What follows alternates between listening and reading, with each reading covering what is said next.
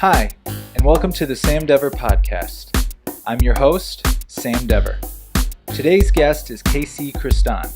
KC is a children's book author, actor, artist, and is currently in school studying sociology. He has also worked private high-end security for a variety of people in the sports and entertainment fields. I've had the pleasure of knowing and working with KC over the past several years.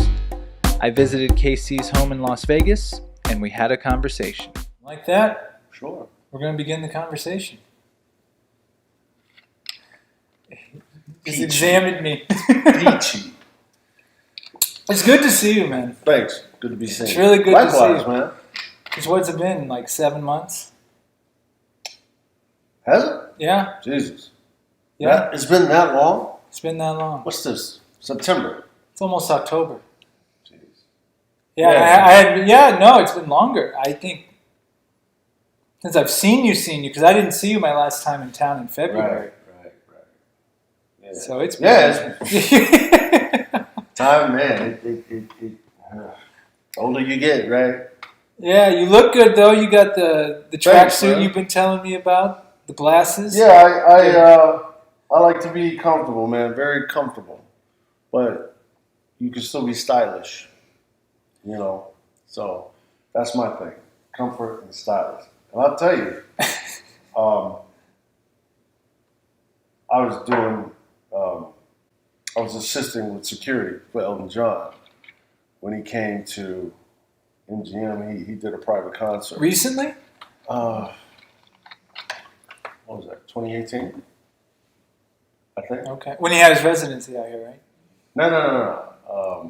Conventions come in town. Mm-hmm.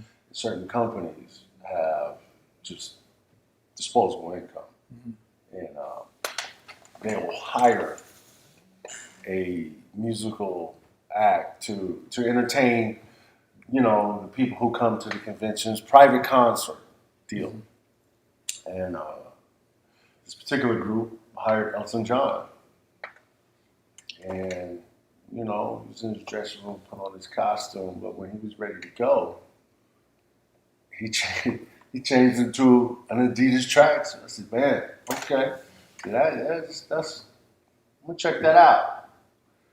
And shoot, I put one on, and that was it. Never been the same. So you're telling me Elton John inspired you to wear the Adidas tracksuit? Yeah. See, this is why I wanted to do this. Yeah, Like, I never would have known that, like, ever. Yeah. Elton John, because he has this little portable dressing room. Yeah. And he stepped in, and it was hanging up. He zipped it up, changed his clothes, came out in an Adidas tracksuit, zipped it down. We took him, got in the limo, took off. Now he took off. Yeah, dude, that's crazy. Yeah. I'm sure he had some crazy glasses. No, when he came out of his portable dressing room, no, he just had on his regular specs, yeah. See, that's the thing, like, I've always known you do security, or have done, like, high-end security, but, right. I really haven't heard too many stories of you doing security. That's because, you try to keep the client's privacy private. Yeah. But yeah, there's a lot of stories, man. How did you even get into that? Like, how did you just go from being able to do security for, like, an Elton John? Because that's something you just don't sign up for. Right. You know what I mean? Well, the reason I was with Elton John is because I was working at the Grand Garden Arena at MGM. And that's where, this group was having their annual convention at the ballrooms, etc. But when they wanted this concert, they had to use the arena. And so I was security lead in the arena. So naturally, anything that comes in and out onto the property is our responsibility. So I'm with these people to ensure that everything is okay and needs are met, etc. So I'm with these people. while they are there. So Brad Garrett, Elton John, Mark Anthony, Tony Bennett. I mean, you're talking about some very iconic people. I've had the pleasure to work with and around, Canelo Alvarez. Lots of fighters Manny too, right? Pacquiao. Wow. Yeah. You're around all of these people. Shout out to Bill Pegg, security manager at MGM, because he's the one that really got me into it. But it's interesting, man. It's interesting. You see a lot of stuff. You do a lot of stuff. I was with the CEO for iHeartRadio one time, and the people that we were interacting with him. You're talking about Jared Leto that you're just standing there in a conversation with. And it can be surreal at times. To say, man, I've seen this person in film, on television, or music, and now I'm standing literally shoulder to shoulder with them. It's something, man. It kind of, what's the word, desensitize you to celebrity a little bit? Like when you see these people now, it's like, well, it's just... Yeah, it can do that, although I was never a big fanboy. Fanatic. Yeah, man, I appreciate their craft and their talent, but I was only starstruck twice. Who? Bruce Willis. Oh, that's first time I met him. That's definitely, you get a pass for that. What was that, 02? And then Prince, of course. Oh, well, yeah, I think those are acceptable. Yeah, just, Jesus, man. Every interview I've heard, people talking about Prince, like that guy just had like a presence like no other. Yeah, it's true. Like if you were in a room with him, you didn't even have to know who he was. Like this cat's different. Sure. This dude is on a different. Now there's certain people that have that. It's just certain people. Jared Leto has it. Okay.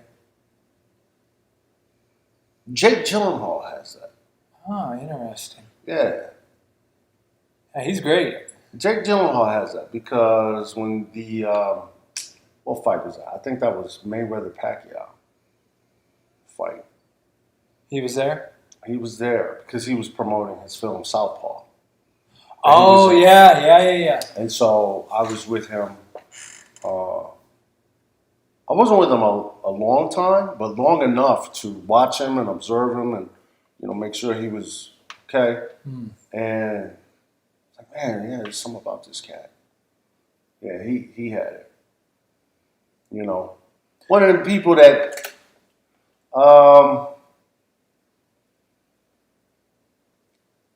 they don't need anything. And in the purest sense, they don't need anything. From people or just anything. In general? It just appears that this person doesn't need anything. And they just move through the crowd and through life. Of course, I'm hyperbole here, but there's a certain calm that they have. And, not needy or not prima donna like they... Exactly. Yeah. Because you have some prima donnas. You have some real... How dare you... People, you have some people that if you never saw them again, it would be too soon. And it's a shame, too. Because they portray themselves as such... nice people. Oh, I see him on TV. Really? Yeah, really. This person is it's ridiculous. And then, you have, and because they are that way, their staff is a particular way. Oh, no, you can't talk. You better get your motherfucking hand off me, man. I can talk to him. Hey, what are you talking about? You breathe the same air I breathe, like. What you mean I can't talk to? Do you want the information or not? Oh, you're saying like they'll say you can't even talk to them like that. Yeah. Oh my gosh. Or, you can't go down the hallway. We don't want people down this hallway. Like, Do you own the hallway? Yeah. I work here. I can go anywhere I want to go. Yeah. What you talking about? I can't go down the hallway. If I need to go down the hallway, I'm going to go. Yeah. Because the dressing rooms were in a particular section of the arena. Mm. And then you got these overzealous assistants and tour managers. Yeah. We don't want anyone going down the hallway. Now, we don't want anyone going in the dressing room. Okay, yeah, I got you. Down the hallway? Man, you better get out of my face, man. Talking about. Yeah, so. No, man, that's interesting. Yeah, it is, man. Well, that's why you have the luxury of being the first on here. I noticed the mic wasn't even plugged in all the way, so. Who's the audio guy? Yeah, he's fired. Fired the first. He's fired. Just fired myself. And he's ugly. Gosh, you told so many good. Nah. Well, we were talking about your security. Your right. Yeah, Yeah. You know how Elton John inspired your Adidas tracksuits, right? And how some celebrities are really down to earth. Some don't go down the hallway, like you said. Could you take me through that one more time? Yeah. Well, I don't even know if that is the celebrity who's saying that. I think it's just an overzealous employee. You know, the manager, tour manager, personal assistant. Because on the west side of the arena is where the dressing rooms are. Mm-hmm. So when you're watching these fights and you see the boxers in the room or something to that effect, they're on the west side of the arena. So you got these cats, Demi Lovato's people in particular. Demi Lovato, man, come on. So you're not talking about Prince or fucking, Madonna. And it wouldn't even be okay if it was them, but I'm just saying. We don't want anyone coming down the hallway. Man, I work here. I can go anywhere I want to go. Don't go in the dressing room. I got it. Yeah. All right, that's reasonable. Yeah. Don't walk down the hallway. Man, you better get out of my face before I trespass you and 86 you off the property. Now, how would you feel about that? And we've done that to some people, man. Oh, really? You put them in their place? Oh, yeah. How do they react to that? Hey, man, that's like me coming into your home telling you what's going to happen. I don't care if you brought a bottle of wine. Because that's the way it is. Well, because we're coming in here to do a show, we're going to tell you how things are going to be run. And they find out very quickly, nah, man, you're out of your mind if you think that's what's going to happen. Yeah. And usually that's all it takes. But sometimes it's like, no, you're not welcome here. And then they try it. They think you aren't serious. And then you show them, no, we're serious. You either leave or the police are going to escort you off. Yeah, so it's happened to a few people. I'd rather not say who, but that's the way it is, man. But Bruce Willis and Prince. Yeah, that was the only time I really... You were like starstruck. Jeez, man. Yeah, this dude is... Yeah. Yeah, every time Bruce Willis... Pulp Fiction, man. Pulp Fiction and Sixth Sense. But I guess what was the other obviously big movie? Was it Die Hard? Was that him in that series? Yeah, well, that was his franchise. Yeah, is that what really got him going? Like in terms of on the map? Well, big Moonlighting, star? right? Moonlighting with Sybil Shepherd. I don't think I saw that. It was a series. Oh, okay. Yeah, Moonlighting. He did some stuff on Miami Vice, and then the Die Hard series is what really kicked him off. Yeah, which they should have stopped at 3, but. Is that where Danny Glover always says, "I'm too old for this shit"? Is that a different movie? It's Lethal Weapon. Oh! Yeah. It's Lethal Weapon. Well, those they're like similar series, aren't they? Like, you know what I mean? Star Wars, Star Trek, like kind of like same ballpark. Kind of. I mean, there are similarities, but I really wouldn't. Yeah, I guess. Well, See, that's what I appreciate about you is you're always educating me on new books, movies I need to watch. When you told me like, yo, you really need to watch Bad Lieutenant. Yeah. And you just kept telling me. NC-17 version. The NC-17 version of Right, Bad Lieutenant. right. And I watched Bad Lieutenant, and sure enough, Blow your wow. mind. Yeah. Blew my mind. Like, King of New York. You told me about that one. What's the other one? You better come on in, man. Superfly. Superfly. Yes. Ron O'Neal Superfly. Not this new trash. I don't know what the... Anyway. Some things you just don't remember. Like they tried to do Bad Lieutenant with Nick Cage. Like Nick Cage. Funny story about Nick Cage, too. But, oh, yeah? What's that? He lives out in Vegas. Yeah. Okay. Nah, I'd rather not say. I'll tell you off camera. Okay. It's funny, man. Just Nick. He's an amazing actor. He's really I like good. Nick Cage. Yeah. But man, this shit went down and it happened.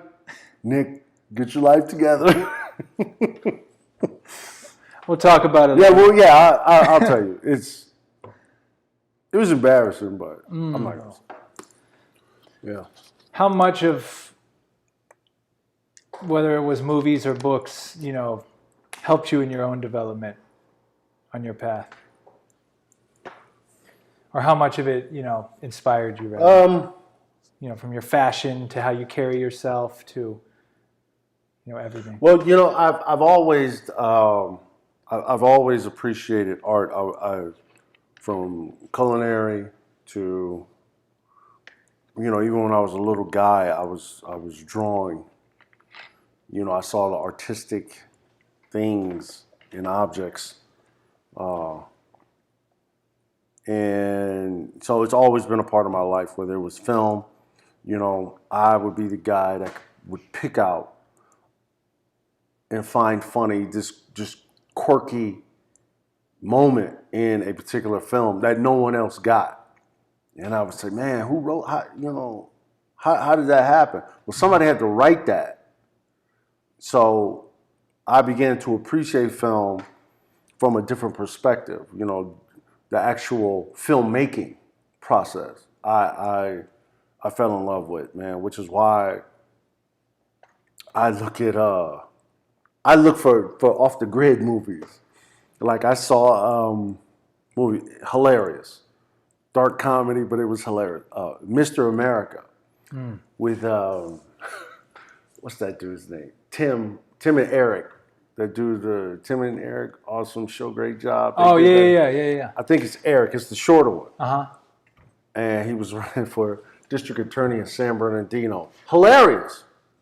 It's man, it's hilarious. But to your question, I would see myself in a lot of film and a lot of the characters, and even when I began to read at the level and frequency that I saw the import of this and how it can affect society and why this person is writing what they are writing.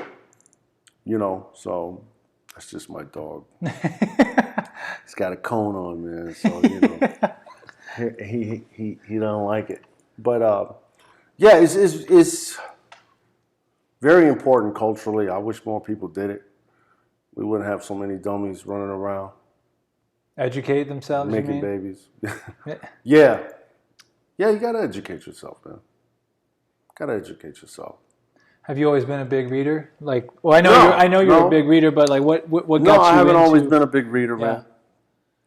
Because you have a very What got me into it? I'll tell you what got me into reading, man.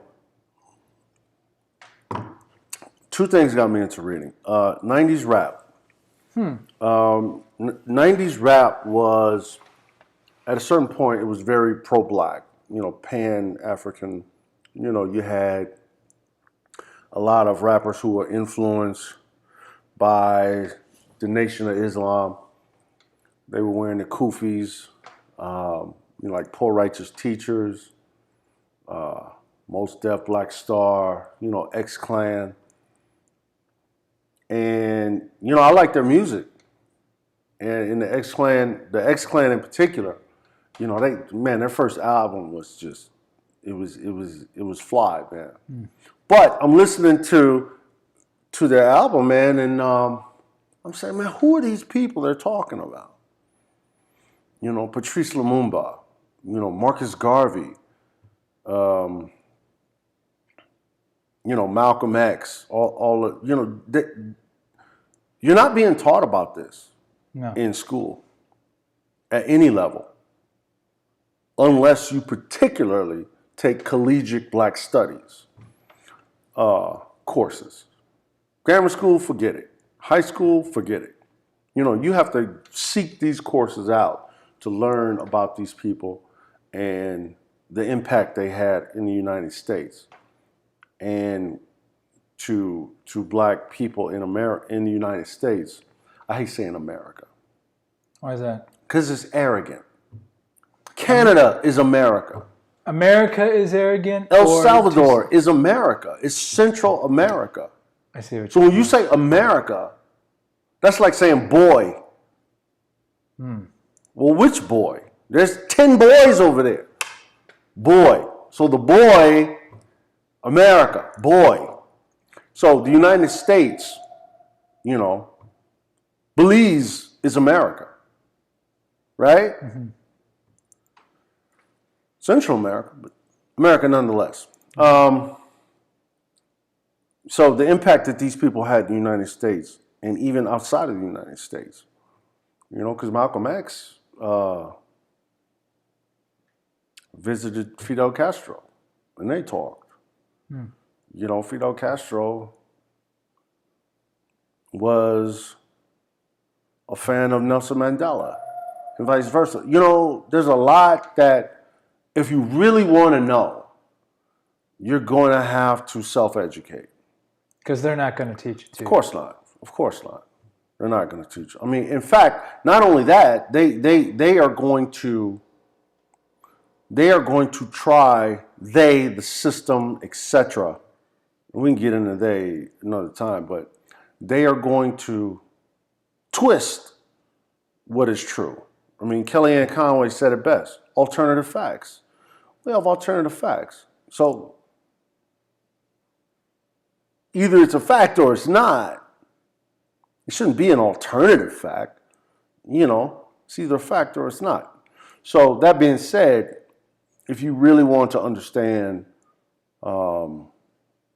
certain truths about certain periods of time, you're going to have to take the initiative and learn about it yourself. And honestly, I got tired of saying things that were inaccurate. It sounded like an idiot. And I said, that's not going to happen to me ever again.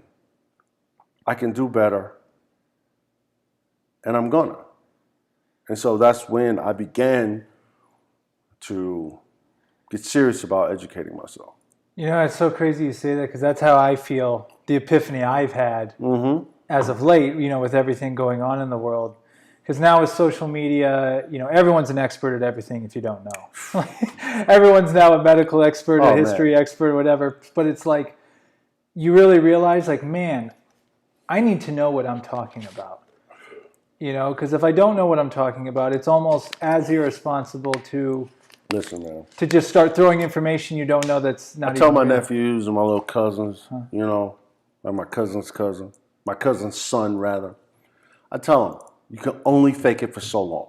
You can only fake it for so long. You know what? Hey, you're 19, you're 20, kid. Yeah, okay, cool. But eventually you are going to run across someone that's going to say, tell me more. And they're going to let you talk. And then they're just going to tear your ass up. Knowing that you don't know what you're Of course not. But they're going to let you, and then they're going to say, let me make sure I understand what you're saying. You said this, right? And yeah. And then, then they're going to light your ass up. So you can only fake it for so long. You need to know what you're talking about. Or have the humility Just say, you know what? I don't know enough about this subject to really comment on it. Yeah. But what I can do is look into it. If that's something that interests you. But don't just go spouting off because you read some article on Google. Man, I got a buddy who I grew up with, right? Yeah.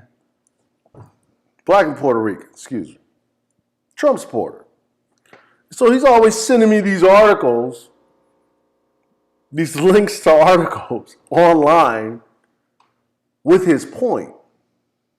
I'll open the article up and I'll reply, did you even read this? Because if you had read this, you probably wouldn't have sent it. But he just saw the headline and, oh, I'm going to send this article to prove my point. Well, number one, you need to read it to make sure the information is on par. They're just headline grabbers. Well, I read somewhere, or I saw, well, they said, well, who's they? Well, and going with and it's like, and on all sides, it's all headline. Absolutely. It's just this huge exchange of just headlines on both sides. And there's also this thing people talk about called, I think, like cognitive bias, meaning, of course, yes. There's so much information out there, whatever you believe, you can find things that will prove whatever you believe. Support what you believe. So then it gives you that validation, like, oh, good, yeah, okay, see, this article said that it's okay. What are you drinking, by the way? What do you got right there? Oh, man, just some Blue Label. Johnny Walker. Want some? Another time. I haven't had a glass of whiskey. I used to. Another time. It's 30 years old, man. Yeah. It's now or nothing. You sure? I'll get you a little bit. It's tempting. Maybe we'll see how this goes. We'll see. I'll probably stick to the water. Man, hey, man. There's 3 things I don't force people to do. What's that? Take my money, eat my food, or drink my liquor. So if you think I'm... Hey, you offered, and I appreciate it. Yeah, well, yeah. It's good that I offer because most people, hey, this is in the back. Hey, the bar's over there, but there's certain shit that ain't on the bar. Yeah, what you just said, there's so many. I don't know whether to start with Instagram, start with women, or maybe we can combine the two. Hey, man, you're the host. Yeah, because I definitely appreciated, I feel that, and I mean this in the most complimentary way, like you have definitely a strong masculinity about you, about becoming a man. Like, you've taught me a lot about fashion. Right. I learned more about liquor today. Definitely if I have high-end liquor, don't put ice in it or anything foreign. Top shelf. Yeah. You've given me a lot of advice with dealing with women and interactions. And I kind of, especially those people that don't know you, like what I really appreciate about your perspective is you seem to be like a dying breed in a way, in terms of manhood and being a man and dealing with certain things, because everyone's on their phones now, and everyone with the Instagrams and the dating apps and so I don't know, just kind of take me man, that's it's so true, and because it's so true, it's equally disturbing. Because I tell these young cats, they ask me something, look it up, man. That device you have in your hand, that's a computer. Look it up. It's not for taking pictures of you with duck lips and, hey, look at me. Okay, I'm looking at you. Now what? And see, that's what we need to start doing. That's what we need to start doing. What's that? Hey, look at me. Okay. I'm looking at you. What you got? Why do I want to look at you? So I'm looking at you. What do you do? Or you got my attention. Okay, now what? So now what? Right. And then they're gonna realize how foolish and shallow that is. So that's what we should start doing. Okay, I'm looking at you. So what do you got? You gonna tell me something brilliant? Tell me something I can use that's practical? You're going to start juggling? What are you going to do? Right. Oh, you just want me to look at you? Oh, okay. Get this clown out of here, you know? Mm-hmm. In fact, who let him in? Mm. That's what we need to start doing. Start looking at them. To let them know, man, you just, all right. It's funny because when I was, I've been fortunate to work at two of the hottest nightclubs in the country at a particular time, which was Body English inside the Hard Rock, and Dow, which most people pronounce Tao. Oops. Yeah. Tao. It's pronounced Dow in the Venetian. Yeah. And I'm talking.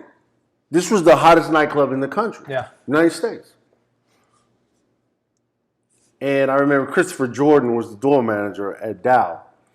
And I was working with him. And he would say, KC, I need you to go and start pulling groups of guys out of the line.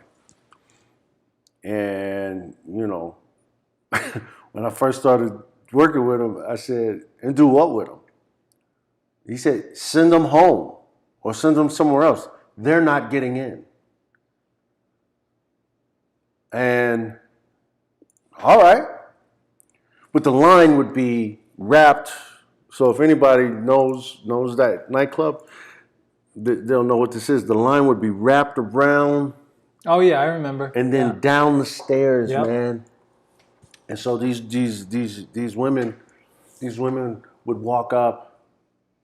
Well, they would walk up to the line. Can I help you? Yeah, we want to get in. And I say,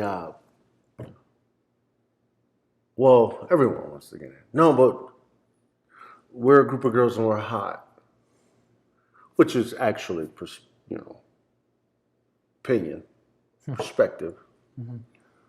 But I would tell them, I say, hey, baby, come here. Turn around. You see that line? This hot girl on that line. Why do I want to let you in? We're hot. There's hot girls waiting in line. Why do I want to let you in? Get out of here. So I'm saying that to say when it comes to all these Instagram people, it's the same thing. Look at me. I'm hot. Oh, okay. Yeah. So, can you help me with my taxes? Can you help me get 24 points on my credit score? Okay, you're good looking. Now you have my attention, now what? No. But then you got all these chumps. Oh, babe, you're so hot. Which fuels that nonsense. And we're gonna have a generation. We're gonna have a large swath of this 20-something generation that cannot do anything, man. I mean, they can't think. You gotta tell them. Get in the shower, turn on the water, get wet, grab the soap, grab the wash rag. Well, that's the black thing, wash rags. White folks just grab the soap and just... Guilty. So, hey, you go to Sam's house, bring your own bar of soap. No, I see what you're saying. I mean, what's the saying? Teach a man, or give a man a fish, he'll eat for a day. Teach a man a fish, 2 fish, he'll eat for a lifetime. Sure. So you're saying there's going to be a lot of people out there, they're not going to know how to fish. Correct. I'd like to know how many of these young cats can actually change a tire on a vehicle, car, start to finish. Of course, I don't know the number, but I would be willing to bet there are more who cannot than who can. Like I have my cars, I change my own oil in my cars. I could take it and get it done, but I do it myself. You know, just things around the house that need fixing, repair. I don't think these young cats can do that, man. And it's sad. You know, what I don't want to do is put masculinity on trial because I think to a certain degree that's subjective.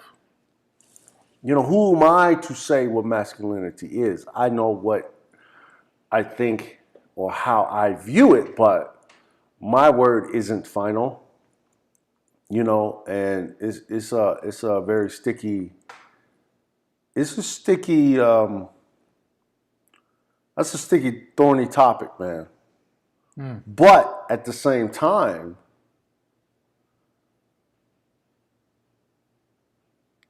well, it's just, man, you know, it's tough.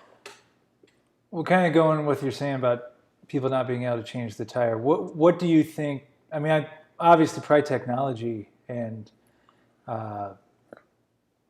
you know, people being so into their cell phones and not really connected to the outside world, and then parents that are like that are going to train their kids to be like that, and then those kids are going to train those kids to be like that. So, kind of the ways get lost along the way, you know, in terms of.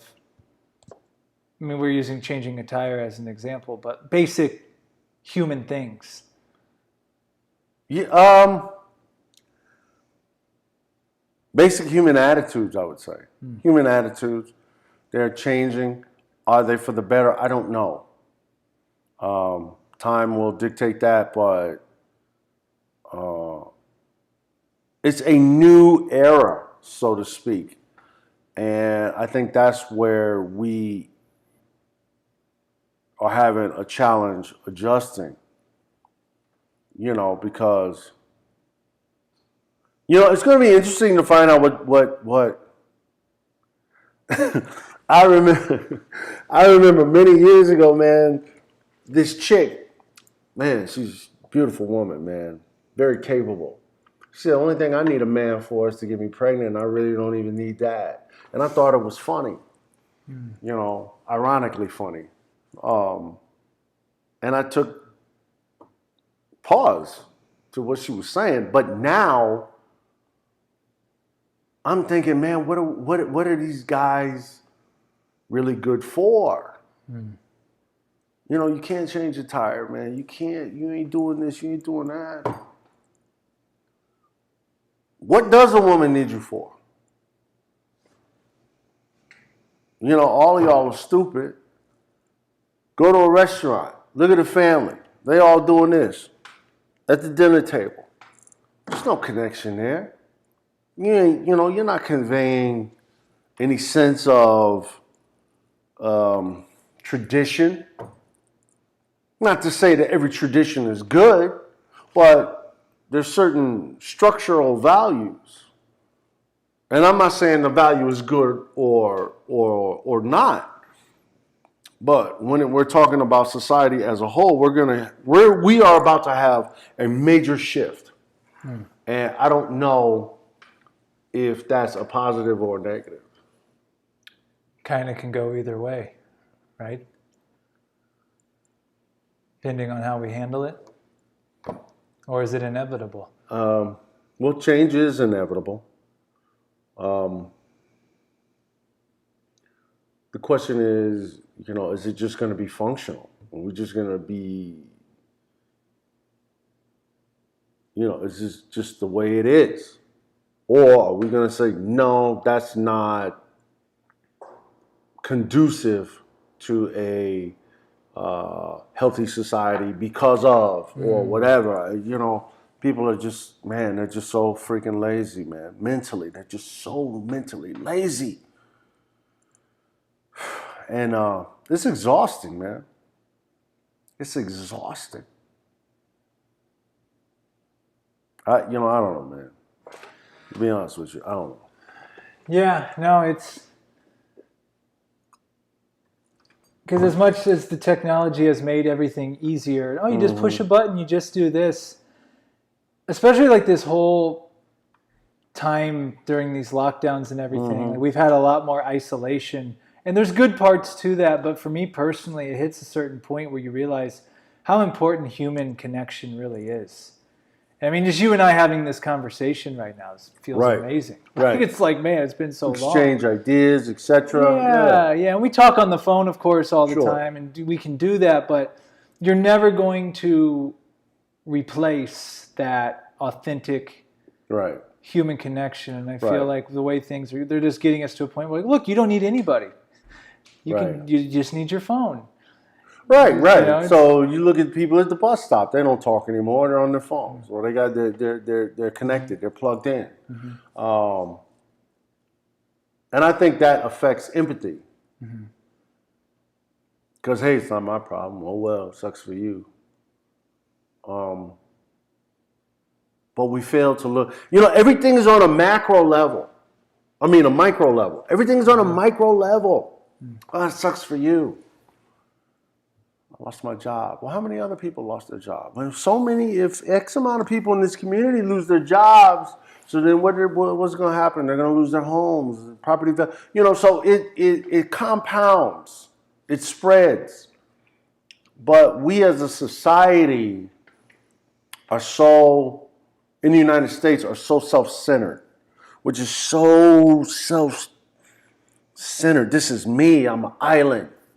You know, the only time the United States is actually united is when it's a national tragedy, like the Oklahoma City bombing, Twin Towers coming down. Oh, now we're unified. Yeah, unless it's the Muslims.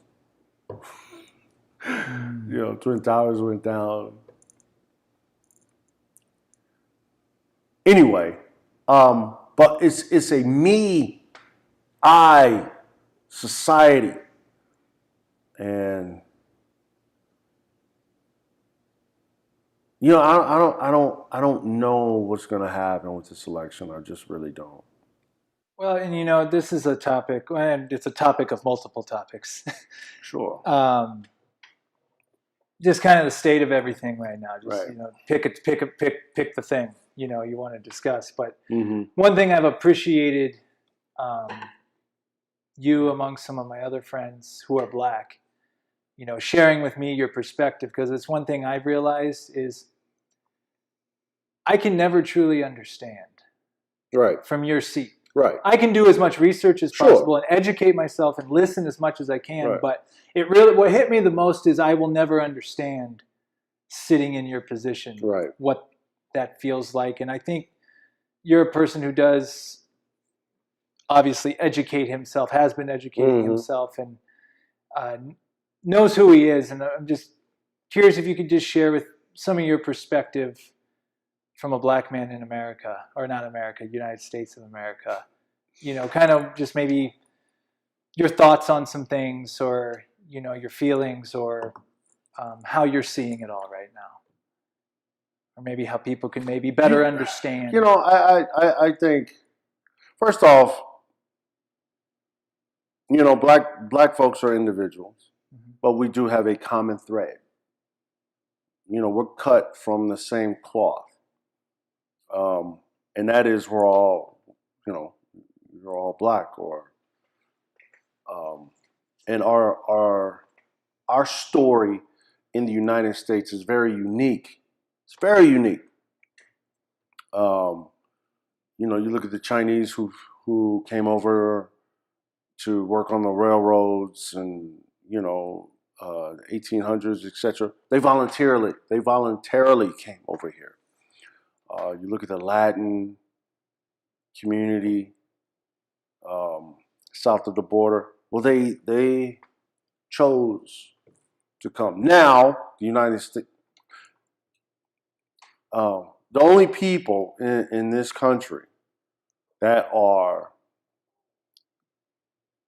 united in struggle are black people and natives, Native Americans. Because the Native Americans were here, and, well, we know the story. and then Africans were brought here and forced into servitude. So, yeah, we do have a very different perspective. We really do. And they're trying their best to rewrite history or to water it down or to take an NC-17 movie and make it PG as much as possible.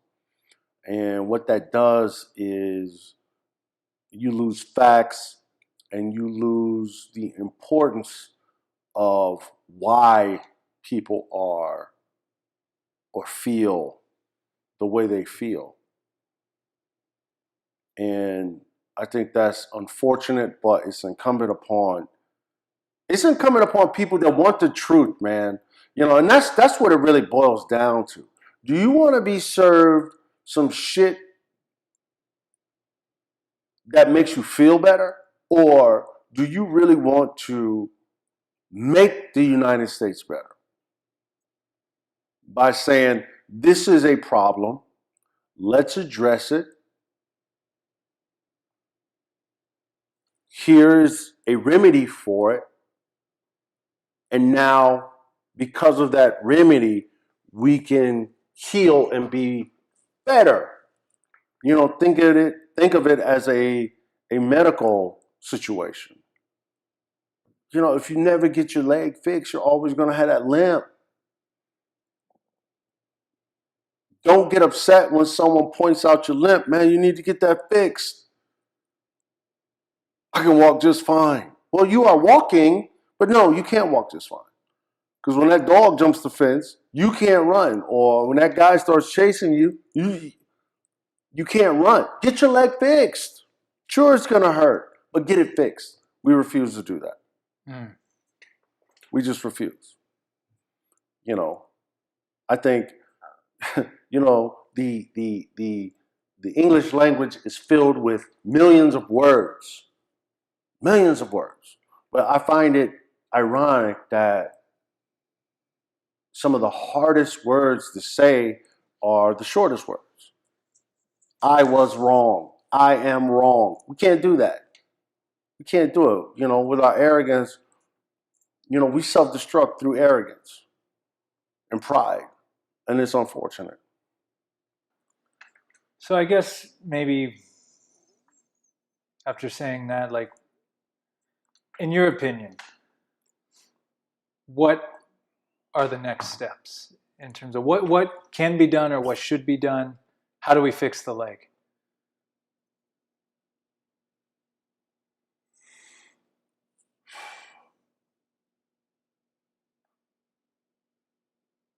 Well, first off, you have to say, yeah, my leg's broken. That's the first thing you got to do. You know, what's this Trump trying to refute the 1619 project? You know, those are just facts, man. These are facts that, do you know what I'm talking about when I say 1619? In 1619, when slavery first actually, came to... yeah, but New York Times last year, to mark the 400th year of when the first Africans who were enslaved arrived on shore. And I hate it when people call them slaves. You know, it's dehumanizing. They were enslaved. These are people. You know, a slave is not your title. That's not who you are. You're a person who happens to be in this set of circumstances. So when the people were enslaved, the first ships arrived in the year 1619 to the United States. So last year, the New York Times did a project, 1619 project, and it chronicled, you know, what had happened and just some of the, you know, the business of slavery was extremely inhumane. It was very brutal. It was dehumanizing, demoralizing, suppressive, oppressive, and savage. And and my personal belief is this never wants to be addressed fully because, you know, you're going to realize some things about the people in this country that may cause you to look at it differently. I got a book down there. It's down there. You see the House of Carls? Yeah. We're under that. Grab it. Without Sanctuary? Yeah, grab that book, man. Just pull it out here a little. And no. That's for you, man. But no. It's for you to check out. But that book chronicles every documented lynching that happened in the United States. Oh my God. And Jesus. That's the reality here. That's the reality, man, because this is heavy stuff. And this happened. These are people, these are individuals, these people had families, they had wives, they had dreams. And this happened to them only because they were black. And this country just does not want to come to terms with that. Yeah, it's brutal stuff. But this is what needs to be talked about. This is what needs to be shown. The fact that they were even taking pictures. They made postcards out of it. Oh, that's what I'm saying. It was like an event. Yeah, man. Yeah, I mean, I see what you're saying when you said we're talking about something that's NC-17. Yeah. But, you know what? They're trying to make it PG. I mean, I remember. That's kind of how it was when I was growing up in middle school or elementary school when they teach you about it. It's a very... Right. Oh, you know, they helped them out around the... Yeah, pretty kind. I mean, I remember Bill O'Reilly. Yeah, black people built the White House, but they were well-fed and had housing. What are you talking about, man?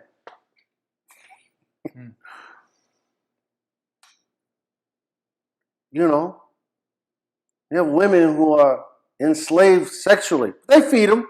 They have houses. Yeah, and that's the type of stuff that you hear on Fox News. That's the type of stuff you hear on OAN Network, you know, and these people want to perpetuate that because, man, it's, I don't want to feel bad. You don't want to feel bad? Well, how do you think that makes us feel? You know, so, you know, I don't know what's going to happen in this country, man. Right. I really think that the young people have got to really take the lead in mobilizing and getting all these old heads out of here. You got to get these old heads out of here, man. I know that sounds a little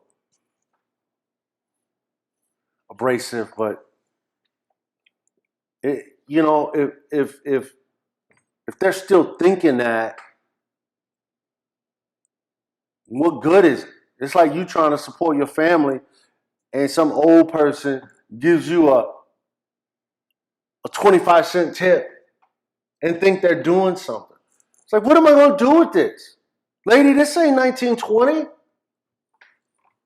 Oh, here you go, young man. You did a fine job.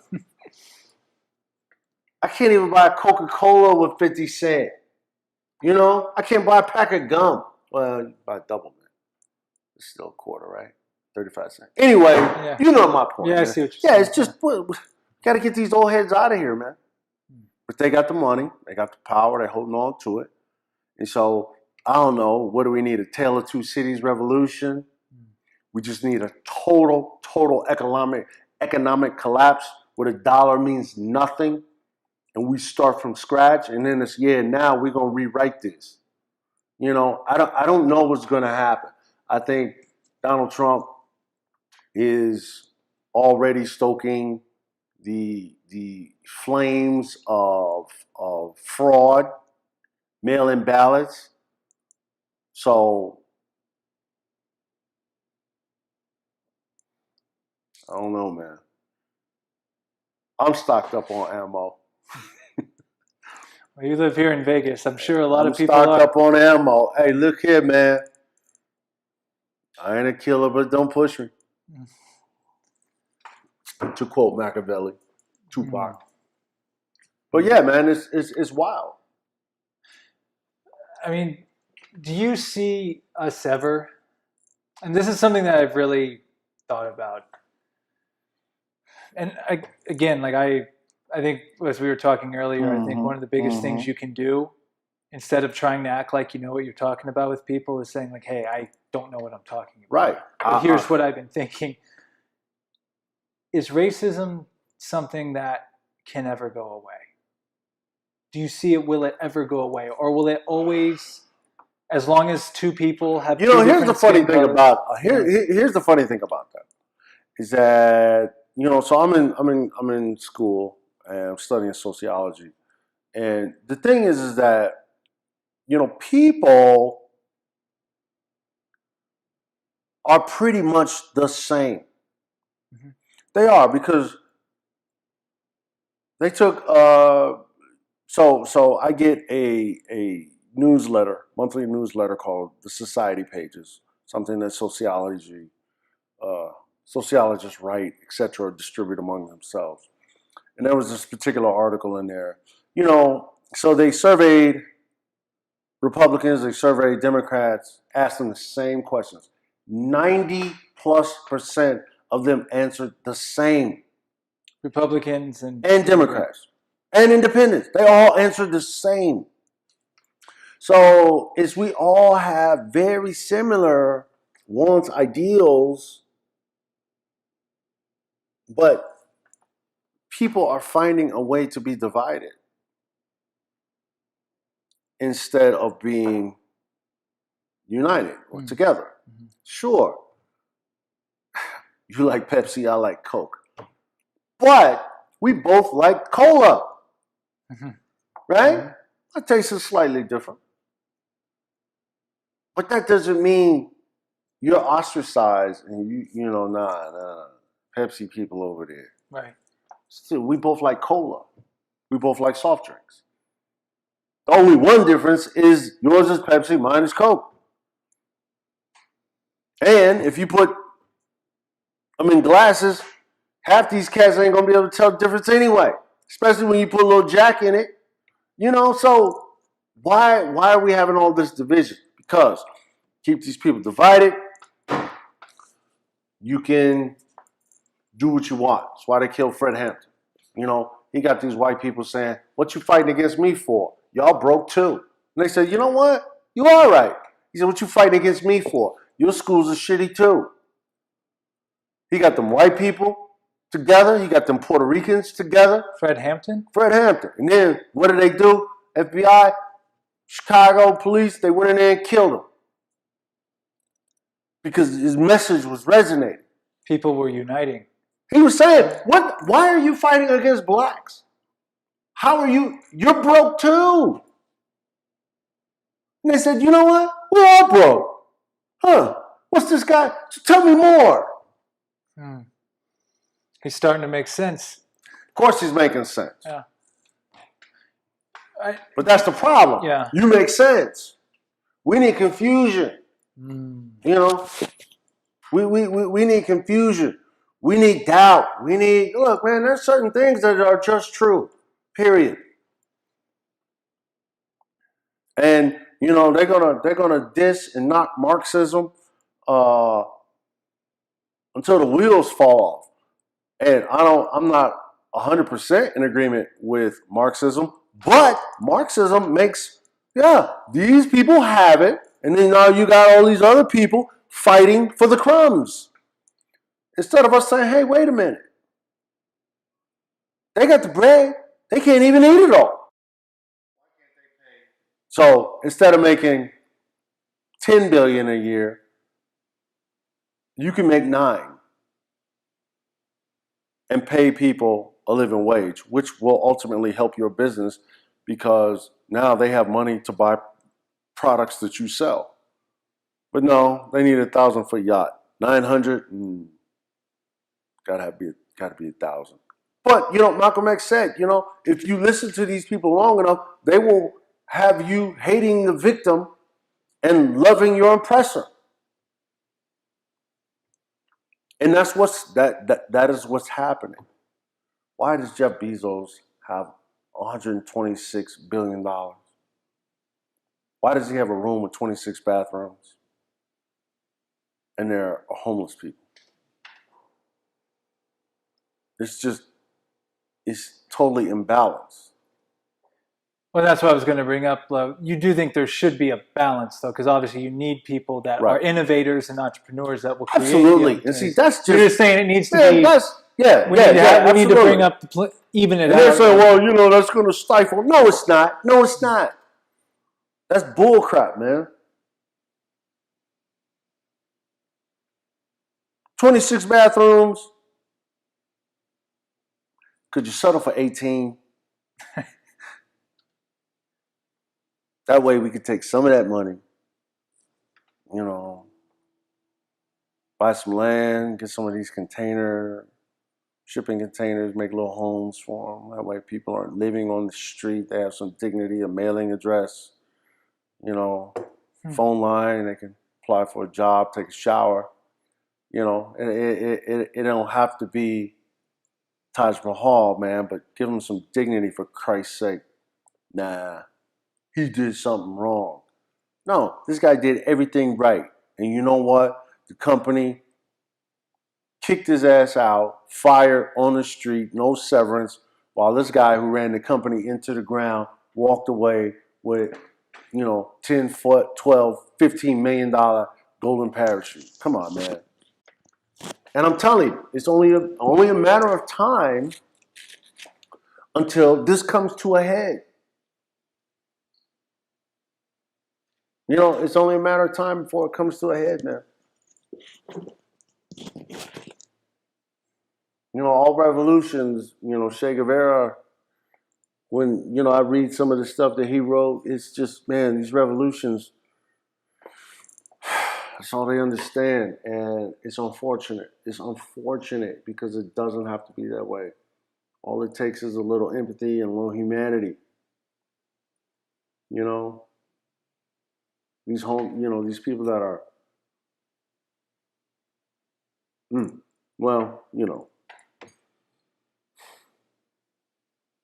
it's going to be a trip, man. It's going to be a trip. All right, man. Well, we could be talking for 10 hours. Sure. We didn't mention your artwork yet or the fact that you are a children's book author.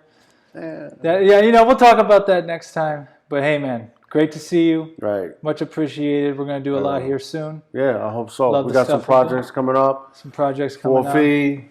Chico Spitz got some videos, we've been, Yeah. We're in, so, yeah.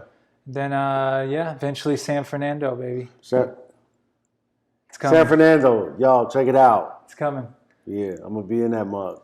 People can follow you at Hanging with KC. Yeah, HANGNWITHK on Instagram. But I ain't one of them. I ain't one of them people, man. That's always on there posting shit that I ate for breakfast or. I post. Yeah, hit me up though. Check it out. Okay. All right, my friend. Much love as always. All right. Until the next one. Right. Cheers.